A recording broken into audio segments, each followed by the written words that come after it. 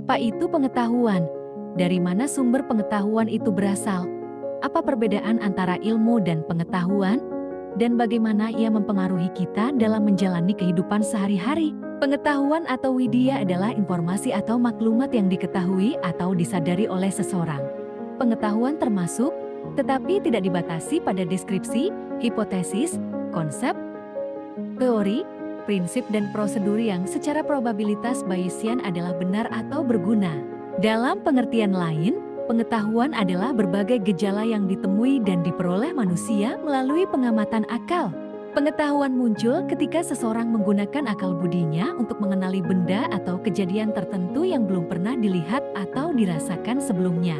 Misalnya, ketika seseorang mencicipi masakan yang baru dikenalnya, ia akan mendapatkan pengetahuan tentang bentuk, rasa, dan aroma masakan tersebut.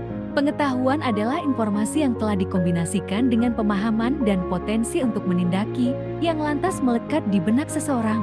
Pada umumnya, pengetahuan memiliki kemampuan prediktif terhadap sesuatu sebagai hasil pengenalan atas suatu pola.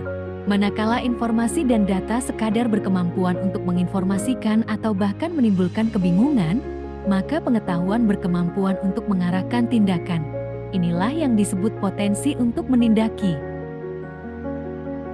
Pengetahuan yang dimiliki oleh seseorang tentu saja berasal dari berbagai sumber.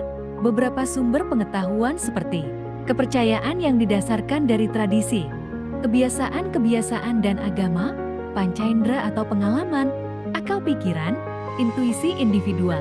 Dalam pandangan para filsuf, akal merupakan sumber pengetahuan. Pandangan ini timbul dari kenyataan bahwa pengetahuan tidak terbentuk oleh jiwa dan materi. Karenanya, pengetahuan harus bersumber dari suatu substansi yang bersifat bukan materi dari segi zat maupun aktualisasi. Derajat dari sumber pengetahuan ini harus lebih tinggi dibandingkan dengan jiwa. Hal ini didasari oleh pandangan bahwa jiwa dalam aktualisasinya masih terikat dengan materi. Substansi ini kemudian disebut sebagai akal. Ilmu dan pengetahuan adalah konsep yang sering dianggap memiliki makna yang sama, tetapi dalam konteks akademik dan ilmiah, mereka memiliki perbedaan yang mendasar. Ilmu merujuk pada pengetahuan yang telah disusun secara sistematis melalui metode ilmiah yang teruji. Ini melibatkan pengamatan, pengujian, dan analisis data secara sistematis untuk menguji hipotesis dan mencapai kesimpulan yang dapat diandalkan. Sementara itu, pengetahuan mencakup segala informasi, pemahaman, dan pengalaman yang dimiliki oleh seseorang tanpa harus melalui proses ilmiah yang ketat. Pengetahuan dapat diperoleh melalui berbagai cara, seperti pengalaman pribadi, pembelajaran informal, dan transfer informasi dari orang lain. Pengetahuan ini mungkin memiliki kebenaran yang relatif dan seringkali bersifat subjektif, dipengaruhi oleh faktor-faktor seperti persepsi individu, kepercayaan, dan pengalaman pribadi. Perbedaan lainnya antara ilmu dan pengetahuan adalah tingkat kepastian yang dapat dicapai. Ilmu cenderung memiliki tingkat kepastian yang lebih tinggi karena didasarkan pada metode ilmiah yang sistematis dan teruji. Pengetahuan, di sisi lain, seringkali bersifat subjektif dan tidak selalu memiliki tingkat kepastian yang sama dengan ilmu. Selain itu, ilmu cenderung memiliki sifat yang lebih umum dan dapat diterapkan secara luas dalam berbagai konteks, sedangkan pengetahuan seringkali lebih spesifik dan terkait dengan pengalaman individu atau lingkungan tertentu. Keduanya memiliki peran penting dalam pengembangan manusia dan masyarakat. Ilmu memberikan kerangka kerja sistematis untuk memahami dunia, sedangkan pengetahuan memberikan dasar bagi keputusan pribadi dan interaksi sosial.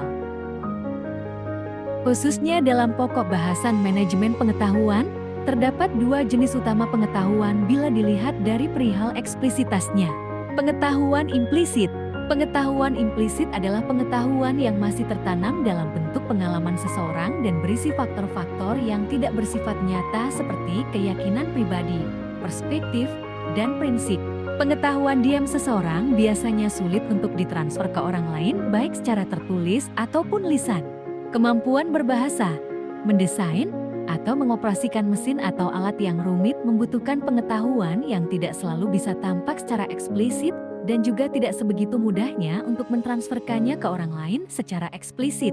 Contoh sederhana dari pengetahuan implisit adalah kemampuan mengendara sepeda. Pengetahuan umum dari bagaimana mengendara sepeda adalah bahwa agar bisa seimbang, bila sepeda oleh ke kiri, maka arahkan setir ke kanan. Tapi mengetahui itu saja tidak cukup bagi seorang pemula untuk bisa menyetir sepeda. Seseorang yang memiliki pengetahuan implisit biasanya tidak menyadari bahwa dia sebenarnya memilikinya dan juga bagaimana pengetahuan itu bisa menguntungkan orang lain. Untuk mendapatkannya, memang dibutuhkan pembelajaran dan keterampilan, namun tidak lantas dalam bentuk-bentuk yang tertulis.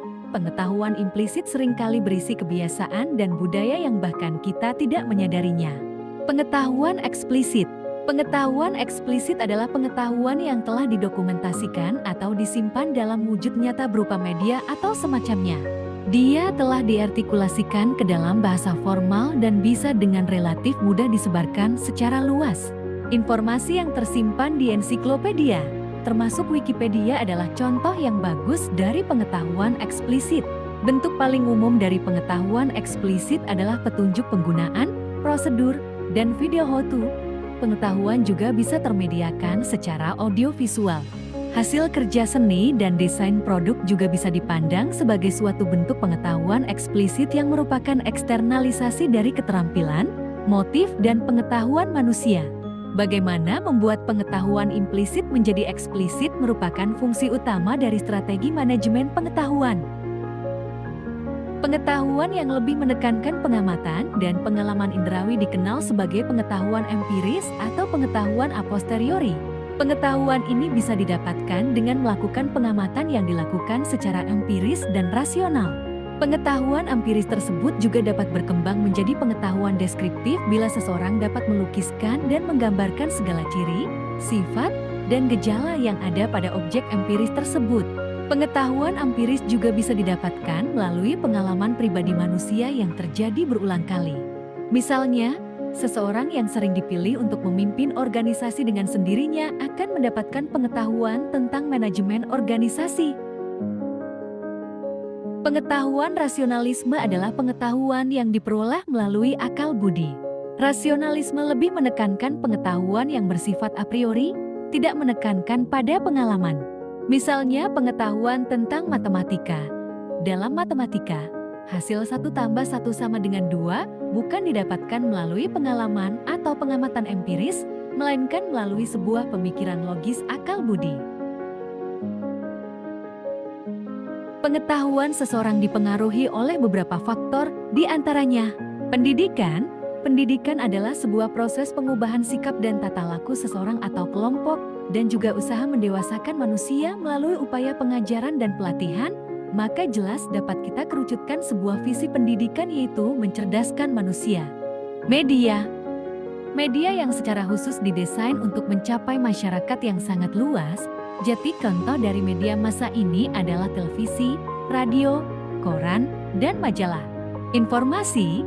Pengertian informasi menurut Oxford English Dictionary adalah that of which one is prized or known. Intelligence, news. Kamus lain menyatakan bahwa informasi adalah sesuatu yang dapat diketahui. Namun ada pula yang menekankan informasi sebagai transfer pengetahuan. Sedangkan informasi sendiri mencakup data, teks, gambar, suara, kode, program komputer, basis data. Adanya perbedaan definisi informasi dikarenakan pada hakikatnya informasi tidak dapat diuraikan intangible, sedangkan informasi itu dijumpai dalam kehidupan sehari-hari yang diperoleh dari data dan pengamatan terhadap dunia sekitar kita, serta diteruskan melalui komunikasi. Dengan demikian, pengetahuan tidak hanya merupakan kumpulan informasi, tetapi juga adalah kunci untuk kemajuan dan inovasi. Ini adalah alat yang memungkinkan kita untuk memahami dunia yang lebih baik, membuat keputusan yang lebih bijaksana, dan menciptakan masa depan yang lebih cerah. Pengetahuan adalah sumber daya yang tak tergantikan, yang dapat kita miliki dan berkembangkan untuk kepentingan kita sendiri dan komunitas kita.